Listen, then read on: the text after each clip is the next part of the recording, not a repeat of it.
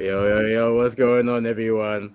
I am very excited to open the door to let the Fear Factor in. We're going to talk about his first game, favorite games, all about Tossdown and more. Keep it locked in for the next Power Hour podcast on the Streamcast. Hey, what's going on, everyone? It's your boy, the most by the Fear Factor. How you doing, bro? Yep, I'm doing great. How are you doing? I'm okay. Thanks for asking. Before anyone starts, I'm the reason we're late. I apologize. That's all I'm gonna say. Everyone, we're gonna have. It's gonna be a great episode, and what I am very excited about is how, especially with lockdown and everyone going remote, we've been able to expand our network so vastly with developers from Sweden, from Brazil, and now we've got a developer from Nigeria. I'm very happy to have a fellow Niger boy doing the damn thing out here. So, Yeah, Fer, thanks so much for having me. of course. Um, so please let the people know a little bit about yourself, about your history, and what you do in terms of the games industry. Okay. Hi everyone. My name is Fair and Me, and short form is Fair. So you can just call me Fair if you can pronounce Fair and Me. So I am an indie game developer. I have been making video games for the past 10 years and also have some experience in software engineering. I'm working on my latest game called Tossdown, which is action delivery game where you run, jump, and dash through chaos to make deliveries in a world that's gone mad. That's basically the premise of the game. I started working on it about a year and a half ago, and recently just signed with a publisher, Acclaim. And right now, I'm working super hard to get the game released on PC, hopefully in the coming year. And yeah, I generally just love making games. I started making games like out of the pure curiosity of what will happen if I try making my games. So, and here's where it has led to Tossdown. Love that. So toss down is where we're at right now, but I want to go all the way back to your young for the past, your origin story in a way. Do you remember your first ever game and console? Yeah, definitely. Um, so I think my first console was the PlayStation One, right? So, and one of the early games I remember playing was Jack and Dexter, right? Jack and Dexter, Nice. literally. It was one of those games where because I had like such a little time to play games. I'm like the last one, so I have like older ones were always on the console. So Jack and Daxter was something that I get to play like at the end of the day. So that's like one of the early games, and it was so fun. I remember like playing a game where I had the freedom to do so many things. It just felt so different from every other game. I usually see my brothers playing because most times I couldn't play the games they were playing. So yeah, that's like one of my first games. That's dope. How many older siblings did you have? Do you have? I have Yeah, I have three. Okay. Did you ever get Yeah. the prank where your controller wouldn't be plugged in and they'd be saying, "Oh, you're the enemy." Definitely, I got Uh, that. Jack and Daxter is a brilliant game to start your career on. And I'm quickly going to do this right now. There is a link right now in the live chat. If you're watching this on demand, it will be in the comment section or in the description for you to go and wish list Tossdown right now. So please go and do that support for with this upcoming game. Now we go from Jack and Daxter. Let's All go to right. your favorite games. The top five. Uh, Is there a fave five? oh, that's a very hard one. I mean, it changes every time I play different video games. I won't lie. Um, so before I started playing indie games, right? Just like everyone, I used to play like AAA games, right? I used to love AAA games, but since I started playing indie games around like 2013, 2014-ish, I started to build a different list of games I love. So if I was to pick my top five, I would say in no order, right? But I'll say Firewatch, right? I love Firewatch by Camposanto. I love Inside by Playdead. That's like Oh yeah, that's a great one game. of yeah, I love A Short Hike. That game is so good, right? It's like Mhm. one of my favorite games. And if I was to put some other games in the mix, Nuclear Throne is one game I still play till today. It's like something I just can't. The type of games I like is showing in Tossdown because I love chaotic games and I love games that like look so good, right? That's four. If I was to pick the last one, hmm, I have so many games in my head. Okay, I'll pick a triple A game. I love I love the Last of Us series, right? And Okay. that's because of the storytelling, the technicalities involved. It's such a brilliant game, right? That I always go back to it just to understand how they do things, just to understand the storytelling. So yeah, I'll say those are my top five games. That's a very strong list. And I love the care and the attention you've given to the indie scene. I think I appreciate that a lot. When it comes to Yeah. Last of Us, do you prefer one or two? That's a very good one. For the story, I prefer one. For the gameplay, I prefer two. So Oh, I'll okay. I'll put it that way. Yeah. Yeah, all right. I like that. I like that. And Inside is one of those indie games that have just transcended. I think everyone who has Steam or plays PC has encountered one of those games, whether it's Limbo or Inside.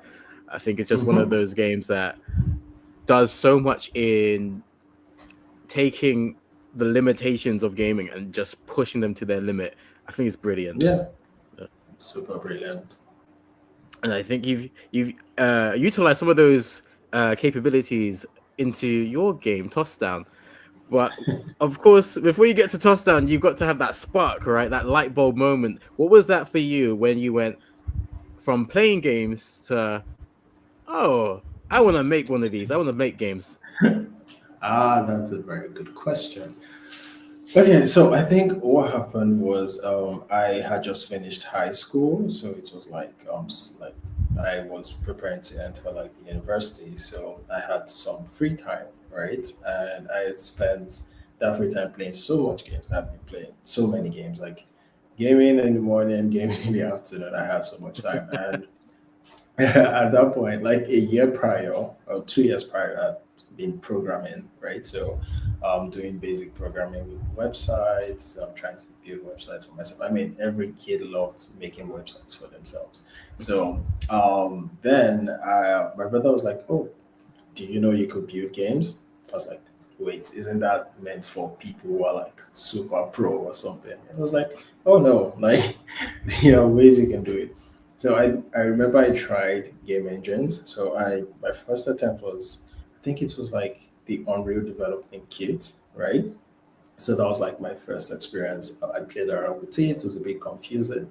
And then his friend came around and was like, "Oh, have you ever heard of Unity?" And I was like, "Unity, that's okay. That's a new one." So he like introduced me to Unity 4. And then I got some tutorials off YouTube and I just started with like there was like a very simple tutorial where you just move a ball. So rollerball was like one of the early tutorials I tried. And it was easy in a way. At the same time, it was hard. Easy because I never knew you could just wake up one morning, download a game engine, and start making video games. So that was kind of how it started. I attempted to make, like everyone, I attempted to make my first game from there. Um, but it was obviously a tragedy because at the end of the day, I spent about 2 years right on my first project. It was a top-down shooter game where you play as a soldier, you fight bad guys, and then I had more ideas, like lots of ideas. I kept adding, just burnt out. I gave up on the project, Mhm. like every beginner. So yeah, that was how I started. That's very cool. Like, I don't often hear someone's older sibling telling them, "Oh, you know, you can make games for a living, right?" often in time the person just comes across it, or they go to a course, or they do computer design at university. So that's very Mhm. interesting. It's a touching story. I like that. Yeah. Also, it's I hear that story way too often of a developer's first game, and it's like, we're gonna make the most amazing game ever. We're gonna make Dragon Ball Fighters. No, we're gonna make Tekken 8, and we're gonna put all the things in. And it's nice to be so ambitious, but like, I think a lot of people realize in all sorts of walks of life, it's better to start small and incrementally build. That way, Mhm. you don't get burnt out as quickly, and your goals, you actually do achieve them over time. So, Mhm. when it comes to your experience, have you worked in large companies, small companies in the games industry? How has that gone for you? Oh, okay. That's an interesting one. I have never worked in a game company, right? So I am Okay. self-taught, and I have always done everything myself. But I have worked in a large company. Like I said, I also am a software engineer. So because of the nature of Nigeria, we don't really have like a big games industry, right? So it's like still a budding industry. Mhm. So I learned software at the same time I was learning game development because I was super open to it, right? I wanted to Mhm. build software for myself. And at some point, I got a job just so that I could push my game development ambitions, right? You need to make money somehow, and companies here don't really, have rules for game devs, but software existed. So I did software development for like 5, 6 years, right? And only transitioned to be a full-time game development when I started working on Tossdown. Okay. Very interesting. And I get that. I think Nigeria's games industry is growing. Like, I'm starting to see Mhm. the genesis of the boom. And hopefully in the next decade we start to see a very competitive industry. But yeah, I guess software engineering is adjacent, right? It's close enough that you can still learn Yeah. your trade without it being distracting or button heads, you know? Mhm. So we'll talk about Tossdown, the big thing that we want to talk about today.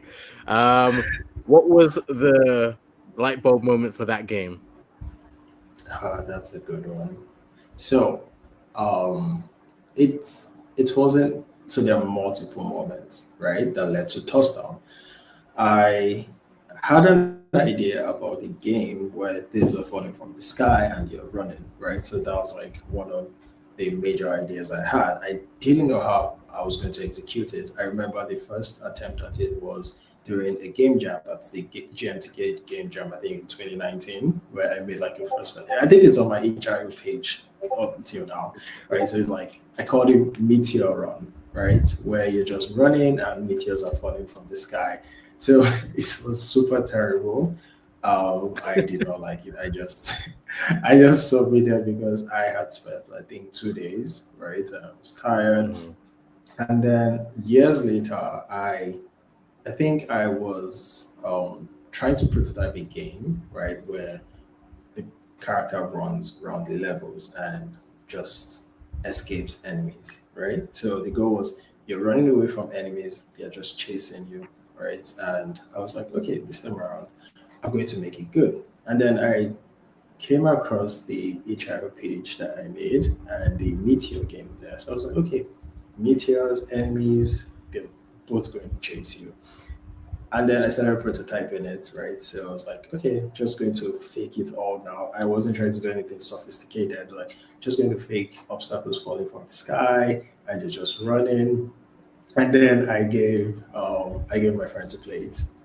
And he was like, okay, this is cool, this is fun, but obviously it was bare bones and they wanted more. And then I was like, okay, I'm going to add power ups to it so you can fight back. I think that was like one of the earliest feedback. Everyone wanted me, like, they wanted to be able to fight back against the meteors, fight back against the enemies. So that's kind of how Tozon came to be. So it wasn't like, oh, I just had this idea and I jumped onto prototype. It was more like, right. I've had the idea before. I had another idea, and I decided to combine those ideas together, right? And then I took the brave step of posting Tossdown online, right? And originally the name was Straits. So Straits was the name I had in my head for the game, right? So I decided to post it online and people were receptive, like, oh, this is chaotic, right? And they're like, oh, this is chaotic, this is cool. And I was like, okay, maybe I could dedicate more time to building it. So that's kind of how it started. Okay, that's very sick. Like it's not just one moment; it's a almost a stream of intelligence and just building and working and taking feedback. Um, Mhm. Chaotic is a very apt word for Tossdown. I would use colorful. Because I think it embodies both of those things. It's colorful, it's chaotic. There's a lot going on. Um, Mhm. I think it will be the perfect type of game for kids, gamers of all ages. So, your Mhm. inspirations behind Tossdown, what were they in terms of video games, in terms of other media?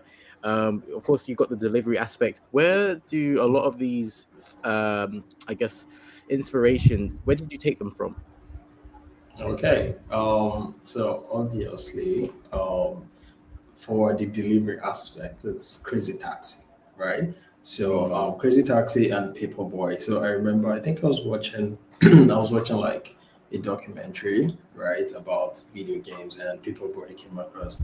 And at that point, right, I was looking for what the main hook of Tossdown would be. I mean, you were running away from enemies and meteors, but you needed a goal, right? And then I came across Paperboy, right? So, yeah, I gave.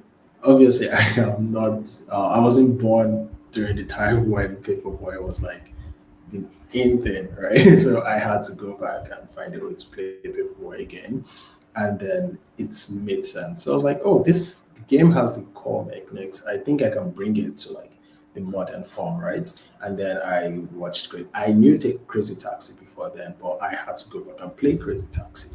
So I started to get that inspiration for the main hook, which was going to be completing deliveries, right? And then in terms of the visual style and looks, I think the first inspiration came from there's a game that's currently in development, not so known. It's called Dead Static Drive, right? I loved how the game looked so much, right? So it wasn't so colorful like Touchdown is because when I started, it wasn't supposed to be so colorful, but it had a tone and a mood that was so good, right? So that was where I took inspiration to learn how to create my own art style that's so catchy. Because when you see Dead Static Drive, you just know it's Dead Static Drive. So my goal was to have a style where once you see it, you know that oh, this is Tossdown style, right? So I mm. studied it a lot, and I'll say the main inspirations: Crazy Taxi, Paperboy, then Dead Static Drive, then obviously Jet Set Radio. The more I learned about Crazy Taxi, played Jet Set Radio. Jet Set Radio is colorful. That's when I now said, okay, I'm going the colorful route. That's how I created my own style. Sick. Yep. I didn't play Paperboy myself, but I did play Mhm. Crazy Taxi. It's one of my favorite games of all time. I love that game. I that will be the first machine I run to in the arcade because the absolute carnage caused by it is just Yeah.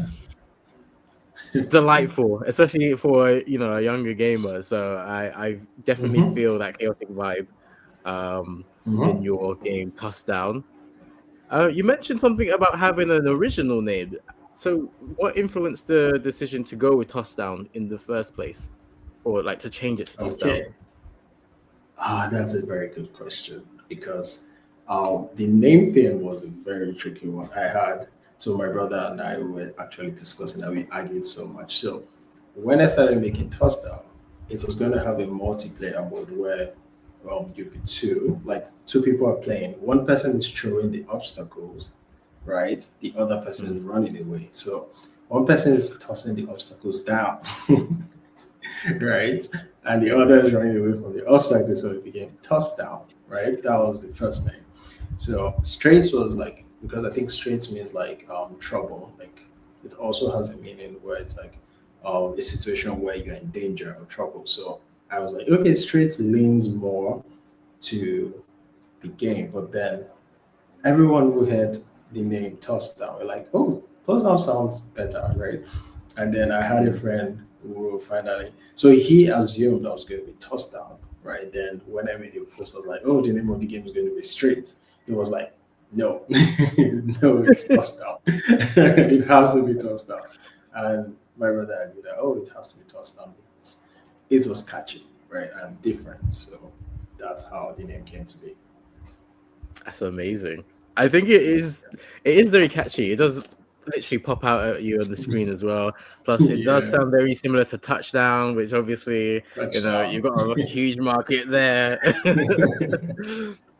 So, first of all, I want to wish you congratulations on getting the Acclaim publishing deal. That is Thank you. amazing, and it's good to see them back in the game. What can you tell us about how that went down? Because I'm sure there's a lot of stuff that's you're not at liberty to talk about. But what can you tell us about how that went down? Okay. So yeah, I could talk about the journey on how I got to like signing with a publisher. So I think Tossdown had been self-funded right from the start. So I work on Tossdown solo with my own funds, right? So basically with my savings. I mean, it's the worst thing you could do, work in a video game all by yourself with your savings, right? But yeah, I kind of believed in it and I decided to work on Tossdown solo for like a year plus.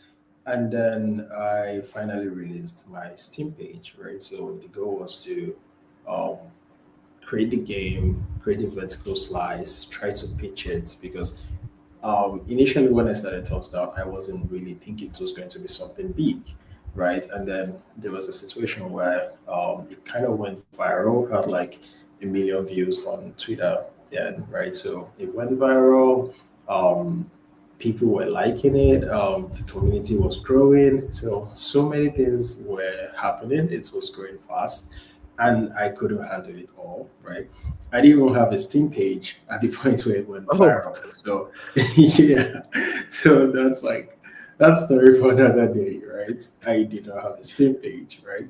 I was struggling with the marketing side of things. Right. I mean, I was trying to post online. That's good, but not good enough, right? So I was struggling with marketing and development as well. So I decided to try and get publishers. So I started pitching Tossdown to publishers just to also find out if the game is viable for the market, like real publishers be interested in Tossdown. It was a form of validation as well as a way to have a partner who would push us down to the next level because I felt like the game is actually bigger than what I thought it was, right?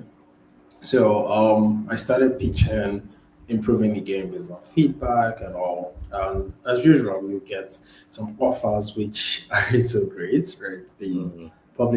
The publishing side of things is quite tricky because you're going to get a lot of deals that are not good, right? As much as it's tough, yes, to even get someone to give you a deal, but at the same time, you have to be very careful. So I kind of went through that process, got a lot of feedback, um, like spoke to a lot of people. Sometimes you just see that it doesn't align.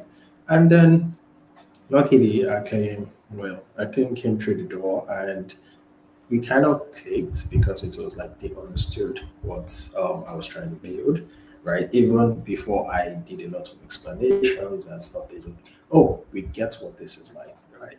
It has the vibe and it fits what Acclaim was trying to stand for, like a brand new version of the old, right? They're trying to like combine old and new to become something very great. So it's kind of fit what Touchdown is because Touchdown is clearly inspired by the kind of arcadey nature of games of old, where the game doesn't try to waste your time. It's like get into the game, have fun, and get out and come back next time, right? So that's kind of the same concept. So yeah, it was a very easy process discussing it. Again, we didn't feel like, oh, this, because people are always wary of publishers. I didn't have that feeling where it's like, oh, these people are trying to take advantage, right? So that was like a very, very good vibe all around. So that's how it came to be.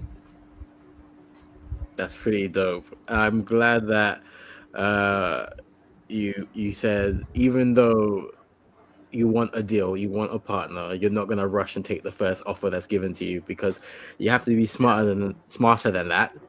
You have to make sure Yep. the deal is good for you, for your future, for the game's development, for the game's Mhm. future. So that's Mhm. really cool. And yeah, that's definitely something I would characterize Acclaim by. I think they are definitely trying to bring a modern coat of paint to a lot of classic games that a lot of us Mhm. grew up with.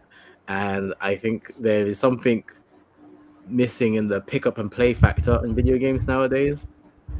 Like, games just want to inundate you with tutorials and this and this. This is how you do this. This is how you do that. Sometimes a video game just needs to be punchy. Sometimes the video game needs to tell you what the basic buttons do, and then you should be allowed to figure out the rest of the stuff as you Yes. play, or little tricks, little hidden features. And that's what I feel that we're seeing here. So I do Mhm. hope this game goes really, really well on launch. I wish you all the best. Um, on that, what were some of the obstacles that you came across and overcame while developing Tossdown? Because you talked about being a solo dev working on this, self-funded. That's got to come with a lot of drawbacks and obstacles. What were some of the obstacles that you could talk about during your development journey? Okay. So that's one where it's kind of the classic problem where you have to balance marketing with development, right? So Touchdown wouldn't be where it is if I did not try to share Touchdown with the world, right? And it also wouldn't be where it is if I did not pay attention to development, right? So one of the biggest obstacles was finding a way to balance the maybe social aspect and development aspect, because I tried so many things to try and get eyes on the game. I made devlogs, I tried to make memes, I tried like TikTok, Reddit, you name it. I tried every platform, right? So that was like a really tricky part, knowing how to balance it, because you have to make videos. Videos take time. Sometimes I spend as much as a week or two making a video, while also trying to get development done so that I have resources for the video. So doing that alone as a solo developer was crazy hard, right? Because you have to always do everything yourself. There's literally no one here to save you. And then because you're on a lean budget, you can't outsource anything. You literally have to do most of the things yourself. So time was like so short to do things. I had to push content out there. So after some time, I started learning what worked, and I started cutting out things. Like I stopped making developments because it took too much time to make. I didn't do memes because that doesn't really, people don't stay for memes. It's like, oh, people just laugh and they ignore your games, right? So I had to focus on things that would bring the core audience, which is like gamers, to the game, right? So that was an obstacle that I had to tackle head on by trying everything. Like I said, I tried every platform, right? Found out, oh, Reddit liked my game, Twitter liked my game. That was good. TikTok, not so much, right? So I decided to, okay, I'm not going to do TikTok as much because shorts require so much attention. So I was like, I'm not going to do that. So I'll say one of the obstacles I faced was balancing marketing and development on this very lean budget, and doing that solo was quite hard. I can imagine. Yeah. One person doing all of that is crazy, because as a content creator, I think we go through maybe like 20% of what you go through, and Mhm. like having to plan out the content and schedule things and book guests and make sure schedules align, and to do all the editing. Twitter, Instagram, TikTok, YouTube, like it's all crazy to do that by yourself. So I can't imagine what you would have had to go through building a whole game on top with like a bunch of coding, a bunch of testing, bugs testing. Like that is insane. So commendable. I commend you very highly. I think anyone who can build a game solo is a magician, a maverick. um, and I think having the wherewithal to be like, okay, we have to sometimes swallow our pride and just be objective. This isn't working. Memes aren't working. Get them out of the plan. TikTok isn't working. Get it out of rotation. That is really good, and I think it's been your greatest strength because there are people who are like, no, TikTok is where people are at. We're gonna make it work, and they would adjust and try to tweak things, and you might end up losing even more time to it, which is the most valuable currency we have. So you're always in a different balancing act to development and marketing. Like you quite rightly said, you are in a cost versus convenience balance, which is very, very difficult to find out. Obviously you could outsource all the work if you have the money, but if you don't have the money, then you kind of you have to do it yourself, or you have to find out someone who can volunteer for you. So it is an eternal battle, and it's one that can only be solved with money or more time, which time isn't going to happen. So, so I am in awe of how you've been able to adjust and really look at things with an analytical mind, going, this doesn't work, scrap it. This works, let's double down. What is one thing you are exceptionally proud of over the development journey of Tossdown so far? Okay, that's a question I have to think because there's so many things I'm proud of. I think you can give a top 10 if you want. Okay, I think it would be not giving up, right? Because it's super easy to give up on an idea, right? When I started Tossdown, I had moments where I kind of didn't understand where the game was headed, right? So like I was building and building and building, just like, okay, this isn't ending. Like I couldn't see what it was going to become, right? So that was like, let's say the first 3 or 4 months, right? So it was like I was asking myself, is this what like we try? Before then, I built some other ideas that I gave up on. I was like, oh, I wasn't feeling this, but I actually built Tossdown because I wanted to play it, right? I was looking for a game where I could hop on, have fun, and leave. I'd come back the next day and have fun, right? Like I was playing a lot of games then that I just wasn't connecting to games with super complex systems. I mean, super complex systems aren't bad, right? But I played so many of that. I was like looking for a game that I could just enjoy, right? I was looking for short games. And, the more time goes on and you don't have so much time, you can't play the 80-hour games so much, right? You're looking for the games where you could play an hour and you feel satisfied, right? So I approached Down with the mentality of making a game I do want to play, right? While understanding what the market wants, right? I know the kind of games you should make in today's market, like maybe the platformers, because a lot of people have done platformers. I did understand that concept, but because I made it for myself, I didn't give up. So that's one thing I would say I'm proud of because not giving up is what made the game to become what it is. And it would have been very easy to start a new idea because I had other ideas I was playing around with, but I stayed with this one, and that's something I'm proud of. Excellent. Again, that is something to be very proud of. It, like you said, it's very easy to just give up. Like it will take a very long time to build something, but it doesn't take a long time to destroy something. So, Yeah. staying on the path and not getting distracted by like other ideas or other, bright things, very commendable, very respectable.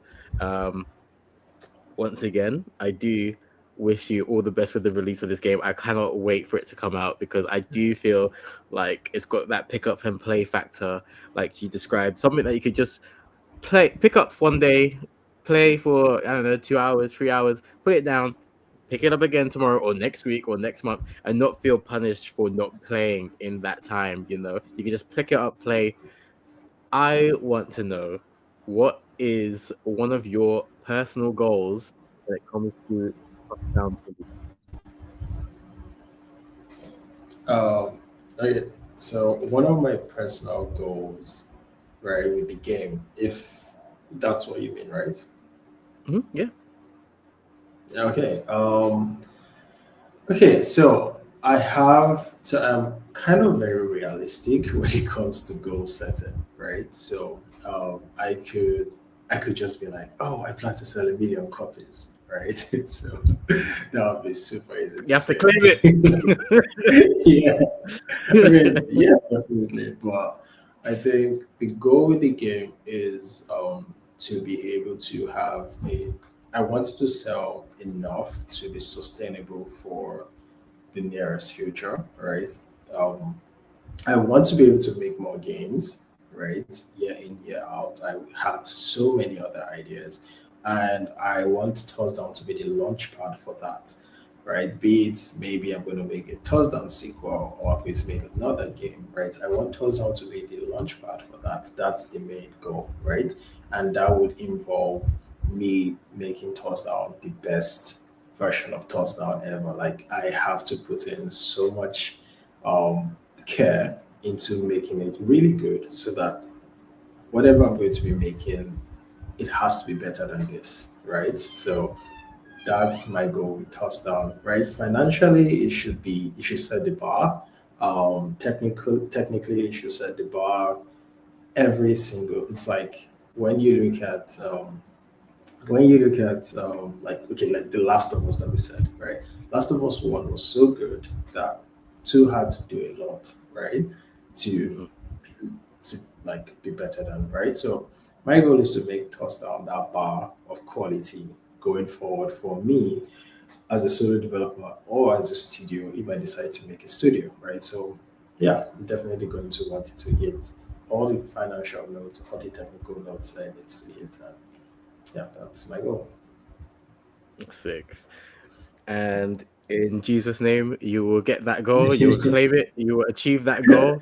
I'm saying it right here. That's what Yeah. we're gonna see. Fair Factor selling 1 million copies. Let's go. Yeah. So you already alluded to it earlier in the episode. You had some other ideas. Is there any chance we see some of those ideas come to fruition in future games? Yeah, definitely. Um, so I have like a note where I write ideas. So I always have ideas. That's the annoying thing about working on a game, right?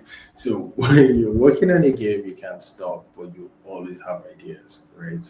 And then it's super tempting to like, oh, I want to prototype this idea, but then you're like, oh, I have something to do on Touchdown. So I definitely will be working on one of those ideas after Touchdown, right? I plan to definitely my next game isn't going to take this long. Hopefully, I pray I don't jinx myself. But my goal is for the next game to be shorter. So shorter, fun games, right? Is the goal. So I definitely will be working on multiple ideas after Touchdown. Okay, sweet, sweet. And another personal one, because you basically build the entire game by yourself. Is there a particular aspect which is your favorite of building a game? Mm. So, because I am a programmer, I'm naturally inclined to say programming, right? So, I do enjoy, I do enjoy that. But if I was to pick another aspect I do enjoy is basically like building the world, right? The level design and yeah, the level design is something that's so like close to like being what's the word like a toy maker, right? So the Mhm. concept of level design, like so you're piecing it together like a toy maker. You're trying to think, okay, how would the player feel in this world, right? Because you're basically building a world for the player to interact with, to move around with. It's a space, right? So even though the game is procedurally generated, it still needs to make sense, right? So I need to find a way for the space I'm creating to make sense every time the player is playing, right? And for them to feel like a sense of belonging. I mean, you play some video games and then after playing the video game, you can clearly remember the world, right? So Mhm. that's the beautiful part. So I do enjoy level design. I read about level design for leisure. I just love reading about it. So outside programming, I would say level design. Okay, dope, dope. Because I think that's something that's very interesting that I don't think many devs get asked because there's so much to building a game, like level design. VFX, Yes. voice acting. There's so much going on. So yeah, Yeah. pinning that down. I think I've compared it to like a kitchen, where you have the head chef and you have sous chefs and you have waiters. There's so many different aspects to the video games building process. Yep. Now, with Tossdown, you've obviously put a lot of work, a lot of soul into it. Is there a planned release date or a hopeful release window for the game? What can you tell us about that? To be honest, I would just have to say to be ready when it's ready. But Yeah, that's fair. yeah, I'm hoping it's out like next year, like maybe before this like second half, hopefully, right? And Okay, if it doesn't, it comes out when it comes out. that's fair. Yeah, and it's much better for the game to come out fully ready than to rush it and get some half working slop. And Yeah. I saw your game announced in the Black Voices in Gaming showcase, which is very cool. So, how did that collaboration come about? Okay. So it was, I think, they saw my game, right? And they were like, oh, I should. If I remember correctly, they invited me, right, to like, I think a Discord, right? So I was on the Discord and they were like, oh, they're looking for games that would love to participate in the Black Voices in Gaming showcase. And I was like, okay, I'm just going to try my luck, right? Because then I had no publisher, I had nothing, right? So I was like, okay, I'm just going to try, right? That's when I was like starting to apply for festivals, and that came at perfect time. So I just applied and had my fingers crossed. I was on the show. Oh, and I mean, you got the positive result that you wanted, right? You got showcase Yeah. and everything. Um, Especially in the Summer Games Fest run, the run sheet, the Black Voices in Gaming one, all the indie ones, I do pay particular attention to that one and Dames for Games. They're really good for spotting the indie games who have creators behind it who genuinely love video games. They're not just trying to make a quick buck or appease shareholders, and they're trying to tell unique stories, because I feel that's what video games does better than any other medium. Tell stories because they're interactive. You can just play them until you're blue in the face. And I definitely feel like back in the day you had more out there games. So seeing an Yeah. era like that return is very cool to me. Mhm. I agree. So I want to thank you so much for coming down and agreeing to be on the pod. One more time, let us know how long you've been working on Tossdown and how people can support you and this game as you prepare for it to come out, hopefully in the first half of next year. All right. Hello, everyone, once more. All right, I'm Fair. I'm working on Tossdown. I've been working on Tossdown for the past 1.5 years now, right? So, hopefully, the plan is to get it released next year. But in the meantime, you can follow me on all socials. I am on Twitter, Blue Sky. You can also find me on LinkedIn. I'm on TikTok. Basically, any platform, right? And it's the Fair Factor. So, you can check any platform for the Fair Factor. You'll definitely see me there, and you'd see Tossdown everywhere. So, and you could also join the Discord community. Just reach out to me, or you could just find it on anywhere, literally. So, yeah, that helps a lot. I'm also looking for people who might want to play test the game sometime. So if you're interested, you could come to the Discord. People on the Discord get access to trying out builds. So if you are interested, please join the Discord. That's amazing. I think we'll see a lot of people coming your way, hoping to play test Tossdown. It seems like a Yeah. really fun game. Like I said, colorful chaos is how I describe it. And again, Yeah. congrats to getting the publishing deal with Acclaim. Hopefully everything goes swimmingly with the release, and you're able to put out more games and tell those stories that you're so passionate about. Yep, thank you so much, Andy. I really appreciate this opportunity. I mean, it was fun, and I hope to come back on the pod to talk about how the release went and maybe disclose more about the process, right? So, right now it's still cooking, and once I'm done cooking, I'd love to talk about how the dish came out. Love that. I would love to have you back on to talk about the success of the game and what you're cooking up next, your next game, the next game after that. Yeah, you're always welcome to jump back on the Streamcast. Yeah. And I've put a link to Fer Factor's Twitter in the live chat, and it will also be in the description. So whether you're watching this on YouTube, and if you are, please give us a thumbs up because that helps us out greatly. Subscribe because that costs you nothing, and you can help us grow to 1,000 subs.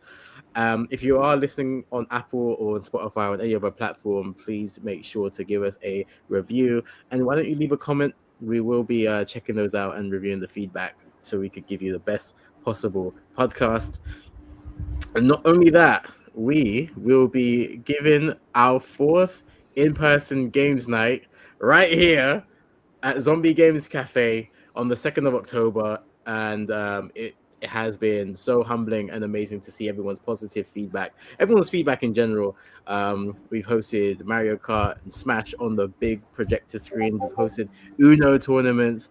We can't wait to welcome you in for even more gaming fun, whether that's video games, board games, card games. Let us be your third place. Let your hair down and just have fun with like-minded gamers. That will be for free for everyone to sign up for, because we believe gaming is for everyone, and we hope to continue bringing people together through gaming like we have done since 2018. Okay. Well, what else do we have on? We have a stream, Shinobi Art of Vengeance from 9 p.m. tonight over on our Twitch channel and our second YouTube channel. I'll put links into the chat momentarily. And then tomorrow I will be streaming The Simpsons Hit and Run on a legit PS2 from 9 p.m. as I try to complete Bart's level, which is demonically hard. You know when you play those old games from like 10, 20 years ago and you find that, oh, this is actually a lot harder than I thought. How did I beat this as a child? So I'll be giving you 3 more hours of that. And then on Wednesday, I'll be interviewing Taylor Ambrosio Wood, the developer behind Slackjaw, an indie horror gem and a acclaimed musician in their own right. That'll be right here on Wednesday, same time, same place. Until next time, please take care of yourselves and your loved ones. Stay safe. We'll see you on the next Streamcast.